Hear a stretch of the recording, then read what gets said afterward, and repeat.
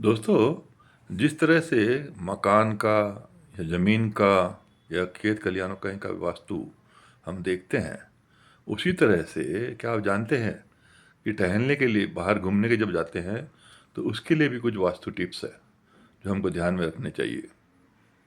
सबसे पहले तो हमें जब हम कहीं घूमने जाने का लंबे घूमने जाने का प्लान करते हैं, तो प्लान करने के समय हमारा जो मुँह है, वो ईशान कोण में होना चाहिए। इससे एक सफल पर्यटन की प्लानिंग होती है और आपका घूमना फिरने का जो प्रोग्राम है वो भी सफल होता है। दूसरी बात, जब भी आप घूमने फिरने जाएं तो घर को एकदम साफ सुथरा रख के जाएं। जबकि होता क्या है, जाने के समय जल्दीबाजी में कपड़े उपड़े यहीं बिखरे होते हैं, सामान यहाँ बिखर के हम चले जाते हैं। वो हमारे घर में नकारात्मक ऊर्जा को पैदा करता है और जब हम वापस आते हैं तो घर में हमें बहुत सी नकारात्मक ऊर्जा मिल जाती है। इसलिए जब भी लंबे समय कोई घूमने का प्रोग्राम है तो घर को एकदम साफ सुथरा बना के जाइए।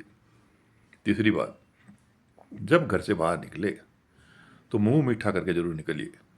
अगर घर में मिठाई नहीं है तो कोई बात नहीं, चीनी और दही को खा के घर से बाहर निकलिए।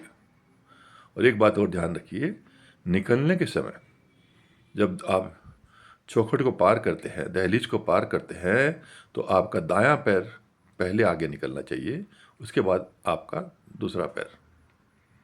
और जब सामानों में आप देखिए कि कम से कम काले रंग के कपड़े हो, कम से कम काले रंग का सामान हो, और पर्स में आप अपने उस देवता की फ़ोटो जरूर रखिए जिसकी आप पूजा करते हैं। उस देवता की, इष्ट देव जो भी हो, उसकी एक फ़ोटो अपने पर्स में जरूर रखिएगा।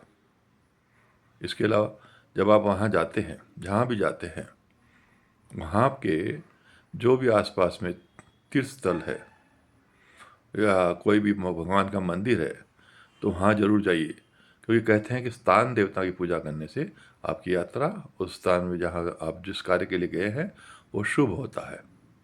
इसलिए दोस्तों, आप इन छोटी छोटी चीज़ों को ध्यान रखेंगे तो आपका घूमने का जो प्रोग्राम है वो पूरा शुभ रहेगा, मंगलमय रहेगा, मनोरंजक रहेगा, और आपकी यात्रा में कोई किसी तरह की बाधा भी नहीं आएगी।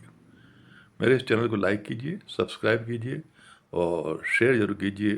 और ये छोटी चीज़ें आपकी यात्रा को बहुत सुखद बनाती है। Happy journey. Thank you.